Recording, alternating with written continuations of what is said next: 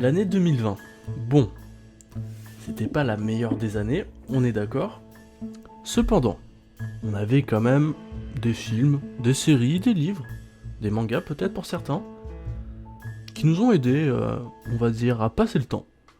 Et je trouve qu'on partage pas assez ce qu'on aime. Ben moi, c'est ce que je vais faire aujourd'hui. Je vais vous partager mon top 3 de films, de mangas et de séries de l'année 2020. Donc voilà, je voulais faire un peu un récap des œuvres que j'avais aimées cette année. Et alors moi, particularité, je n'aime pas lire des synopsis, je n'aime pas voir des bandes annonces pour des films, des séries que je vais voir.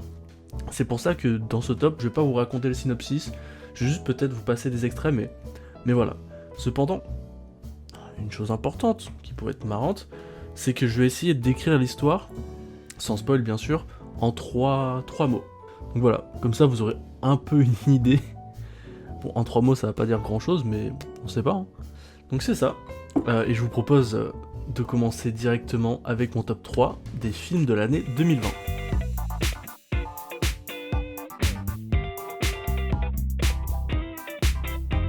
En troisième position, on a Tenet. All I have for you is a word. Tenet. Donc les mots pour Tenet, j'ai mis voyage temporel, guerre et mot de tête. Alors mot de tête, c'est pas pour, ça fait pas partie de l'histoire, c'est plutôt les spectateurs, on va dire, qui ont des mots de tête quand ils regardent ce film. Et j'en fais peut-être partie. Donc oui, Tenet, très bon film. Christopher Nolan, je suis plutôt fan de ce qu'il fait en général. C'est pas le meilleur des films de Christopher Nolan, mais bon, franchement j'aime bien. Il arrive avec un nouveau concept sorti de nulle part encore, qui rend vraiment bien en image. Et pour moi, ok, l'histoire est vraiment intéressante, mais là où Tenet se démarque, on va dire, c'est vraiment la réalisation. Je vous en dis pas plus, mais non, c'est vraiment beau. Tenet, c'est aussi le seul film que j'ai vu au cinéma cette année. Ça joue peut-être aussi, hein, de voir un film au cinéma versus le voir chez soi. C'est différent. Mais ouais, Tenet, très bon film. Vous pouvez aller voir Tenet. Franchement, allez voir Tenet. En deuxième position, et qui était en première position jusqu'à hier soir, on a The King of Staten Island. I like your tattoos. What are those numbers on your arm? Oh, that's the date my dad died. He was a fireman. Died in a fire 17 years ago. Oh my god, I'm so sorry. Don't be. It's fine. Knock, knock. Who's there? Not your dad. Donc pour décrire ce film, en 3 mots, on a tatouage, pompier et deuil. Donc The King of Staten Island, c'est un film très touchant. Honnêtement, j'étais surpris d'autant aimer un film comme ça. J'ai pas vraiment... Je veux pas vous spoil sur l'histoire ou quoi que ce soit, mais on suit un peu un paumé qui a perdu son père, on va dire. On va dire, il a vraiment perdu son père. Et il essaye un peu de se reconstruire depuis ce moment-là. Ça se voit que ça l'a vachement atteint. Il est aussi atteint d'une sorte de petit handicap que je vous laisserai découvrir. Et là où le film est incroyable, c'est que à la fin, on apprend, moi je connaissais pas du tout, mais à la fin on apprend que l'acteur principal joue sa propre vie. Donc c'est inspiré vraiment de sa propre vie, des choses qui sont vraiment passées. Donc l'acteur c'est Pete Davidson, que je connaissais pas du tout, qui est en couple avec Ariana Grande ou je sais pas quoi là. Et bravo mon gars. Et ouais, très bon film, The King of Staten Island. Désolé pour l'accent, mais ouais, très bon film à regarder. Wow, très très bon film. Et top 1 que j'ai vu hier soir chez moi sous la couette, avec un temps hivernal québécois, c'est Saul. J'ai rien à faire ici, moi. C'était parti pour être le plus beau jour de ma vie. Balance ce soir à 19h et premier set à 21h. Yes! Wouhou! Je suis engagé! Dorothy Williams, c'est la fin! T'as envie de mourir?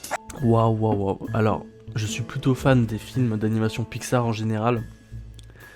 Mais celui-là, oh là là, qu'est-ce qu'il est bon. C'est... Alors pour le décrire, je dirais quoi? Âme, parce que là je l'ai pas écrit justement, parce que je l'ai vu hier soir, donc j'ai rien préparé sur ce film. Mais je dirais âme, jazz et vie. Voilà.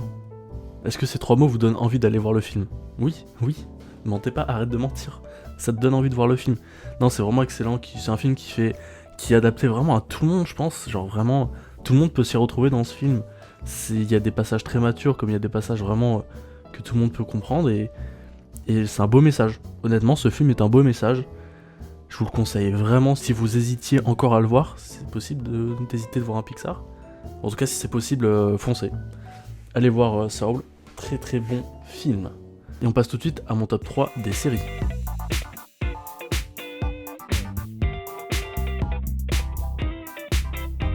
Donc, en top 3, Alice in Borderland.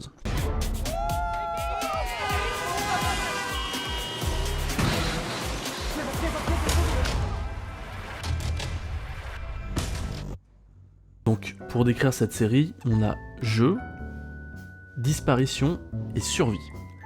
Donc alors, Alice in Borderland, déjà, c'est une série adaptée d'un manga que j'ai. C'est une série adaptée d'un manga. Et franchement, les adaptations de manga sur Netflix sont souvent nulles, mais archi nulles. Full Metal Alchemist, Death Note, on s'en souvient encore, à jeter à la poubelle. Mais alors celui-là, je sais pas qu'est-ce qui s'est passé, excellent. Vraiment, trop bien. Ouais, ceux qui ont aimé les films comme Saw et tout ça, vous allez vraiment apprécier ce film. C'est une série qui fait pas de cadeau aux personnages, mais aussi aux spectateurs, parce qu'il se passe vraiment des choses, vraiment au bout de 3-4 épisodes, tu t'attaches beaucoup à des personnages, puis voilà, il va se passer ce qui se passe. Ouais, franchement, allez voir, c'est disponible sur Netflix, foncez si vous avez Netflix, vraiment, c'est en une saison pour l'instant, c'est vraiment bien. Ensuite, dans mon top 2, on a une série française, c'est rare. Enfin, c'est rare que j'apprécie une série française ou que je regarde une série française, mais on a Validé. J'ai compté tellement de vidéos que j'en ai des crans. La rue, la vraie, pas seulement sur l'écran. Pour ma mère et ma soeur, moi je veux le meilleur. Et fuck la prison pour mineurs. Donc pour décrire Validé, on a Rap, Clash et Ascension. Donc oui, Validé, simplement, c'est une série qui retrace un peu l'ascension d'un rappeur qui sort de nulle part à qui devient dans les tops des ventes. Et c'est vachement intéressant, c'est vraiment bien filmé. Je suis surpris parce que c'est réalisé par Franck Gastambide, qui a fait pas mal de bides.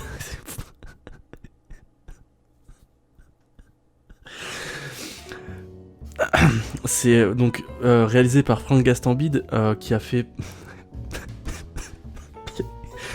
pas mal de bides. Notamment Taxi 5 ou 4, là, le dernier Taxi qu'il a fait qui était pas ouf. Pattaya aussi, j'ai pas trop aimé. Mais alors, la série Validée, c'est validé, la série. Bref, j'aime beaucoup cette série, j'aime beaucoup le rap français, ça aide notamment, mais même quelqu'un qui est pas familier avec le rap et tout, c'est vachement intéressant à suivre. Et grosse découverte de Attic, le personnage qui joue Apache, et qui est le personnage principal de la série. Franchement, Validé, c'est validé. Top 1 de mes séries préférées de l'année 2020, on a Le Jeu de la Dame. Des hommes vont venir et ils voudront apprendre des choses. Or, ça ne les rend pas plus intelligents. Alors laisse-les parler. Et continue à faire exactement comme tu l'entends. Je connais personne de mon entourage qui n'a pas aimé cette série. Elle est vraiment fantastique. Donc ça parle un peu d'échecs. Ah oui, j'ai pas dit les 3 mots, je suis un fou moi. Donc échecs, drogue et orphelin. Ouais, ça parle d'échecs, évidemment. Et c'est captivant, même si je pense que quelqu'un qui n'a jamais joué aux échecs, non seulement va avoir envie de jouer aux échecs, mais en plus comprendra la série. Je veux dire, tu t'es pas obligé d'être un expert. Ça suit vachement bien.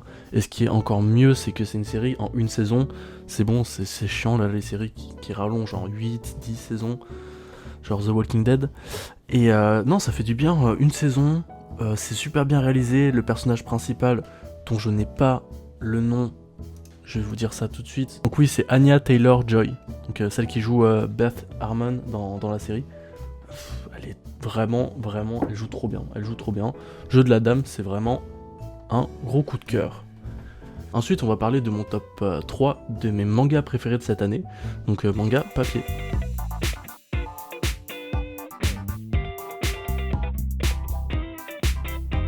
Et en top 3, alors même si c'est sorti en 2019, c'est une de mes belles découvertes de cette année. C'est un manga très populaire. Honnêtement, pour le décrire, donc j'ai mis Démon, Exorcisme et École.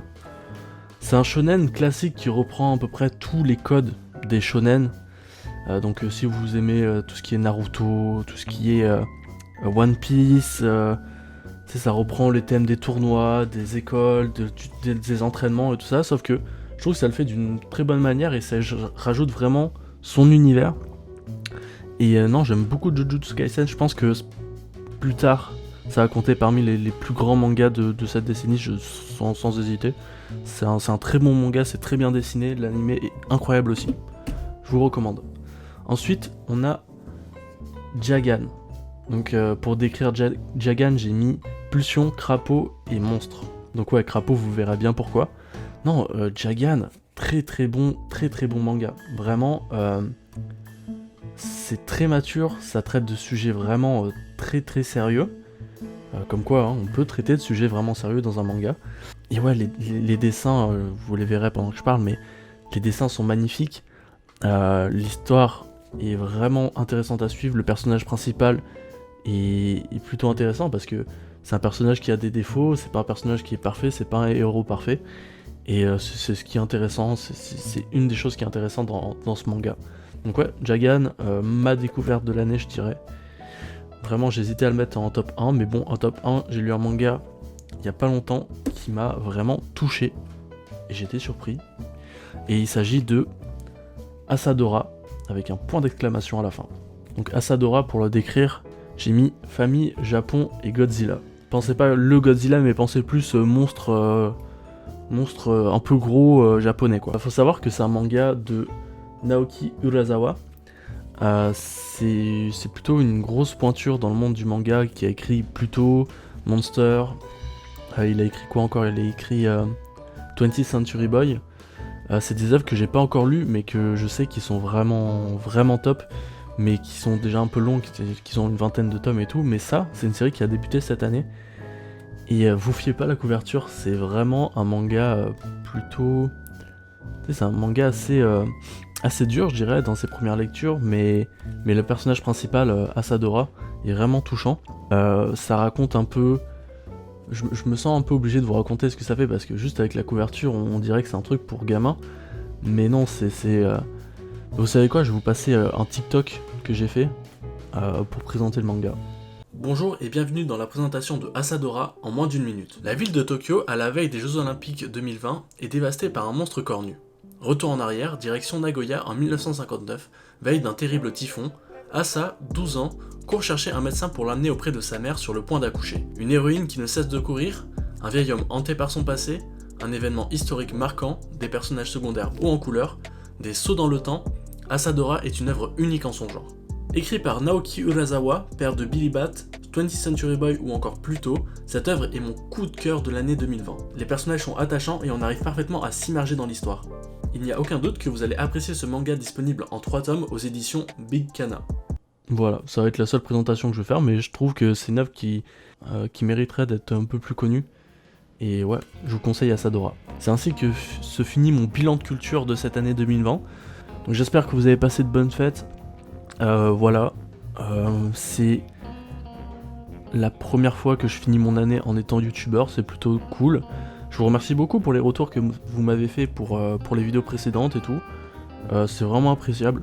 J'aime beaucoup ce que je fais, je pense continuer cette année. Comme vous pouvez voir, la chaîne n'a aucun sens, hein. On a des vidéos de description de PNL, ensuite on a des vidéos de TikTok. Voilà, la chaîne n'a aucun sens, mais voilà, je compte en 2021. Putain, 2021 quoi. Je compte un peu plus trouver un peu ma voix sur YouTube, voir ce que je vais faire et tout ça. Sache que si t'es resté jusqu'au bout de la vidéo, ça aide vraiment pour le référencement de la vidéo, hein. Le watch time c'est toujours important, donc merci à toi. Et je vous souhaite une belle année. Et oui, tu peux toujours t'abonner, hein, ça va être le meilleur des cadeaux pour moi. En plus c'est mon anniversaire bientôt, donc merci à toi. Peace.